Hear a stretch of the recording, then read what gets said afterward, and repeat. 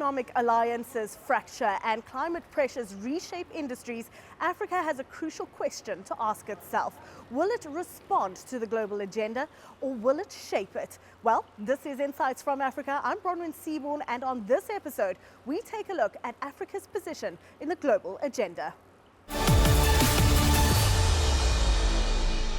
We're at the Norval Foundation in Cape Town, South Africa, for the Africa Unlocked conference hosted by Standard Bank, where the focus is on shaping Africa's tomorrow. The keynote address here at the conference was given by the Vice President of Botswana. He spoke to the audience and said, imagine that Africa's time is now, and that the continent shouldn't be seen as a continent of potential, but as a platform of performance. So let's take a look at that opening address and his words on how Africa is shaping its future. Let us speak of Africa as a platform for performance, because the world's next economic miracle will be African, and it will be led by enterprise, by business, private and community enterprise.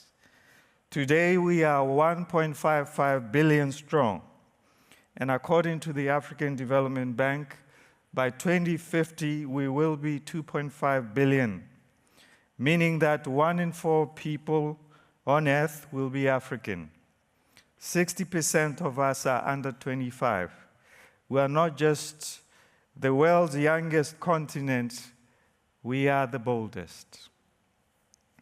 But youth is not a blessing by default. It becomes dividend only through vision and investment. The AFDB projects that we must create 450 million jobs by 2050. That cannot be done through public works alone. It must be driven by private and community capital, by private and community innovation, and private and community enterprise. Let us aim even higher. Africa must not only absorb its youth, but it must export African solutions to global problems, from AI-driven agriculture to decentralized clean energy. We must not just catch up, we must leap ahead. The private and community sector is not a partner. It is more than a partner. It is a driver. And as highlighted in the Boston Consulting Group, by the Boston Consulting Group, between 2016 and 2023, private equity volumes in Africa grew by more than 116%. And values grew by more than 46%. That is more than just good performance. It is a powerful signal of what is possible. Yet Africa still attracts less than 1% of global private capital.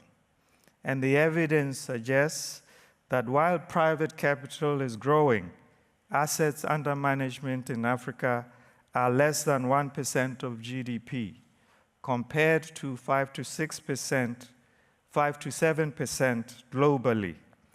That is not a lack of opportunity. It is a failure of imagination. And it's time we change this narrative. Government-led growth has run its course. With rising debt and narrowing fiscal space, Africa's future must be private sector-led. But this requires courage. It requires us to cut the red tape and to reform the laws. It requires us to build public-private ecosystems where capital is welcomed, is protected, and is multiplied. It requires men and women of integrity, men who believe in fairness, men and women who believe in uniting people and ideas, men and women who believe in inclusive prosperity. We need a new investment doctrine anchored in 4 strategic frontiers for Africa's economic breakthrough. We need an energy liberation. Africa faces a major energy access gap. Various reports submit that 600 million Africans live in the dark. This is not an infrastructure gap. It is a moral outrage. Energy is not about kilowatts and gigawatts, but it's about hospitals running, about classrooms learning. It's about factories producing. We need digital, go digital as a birthright. Africa's fintech boom has already rewritten the rules of financial access.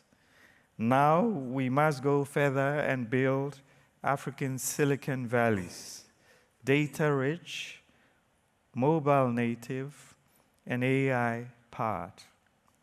In the 21st century, platforms will outpace pipelines, and we must own them. Trade must be part of this transformation. The Africa Continental Free Trade Area should not, is not, cannot just be policy. It is Africa's greatest infrastructure project. With 1.4 billion people under one market, we must now build the bridges. We must build the trade corridors. We must weave the digital customs and the payment systems.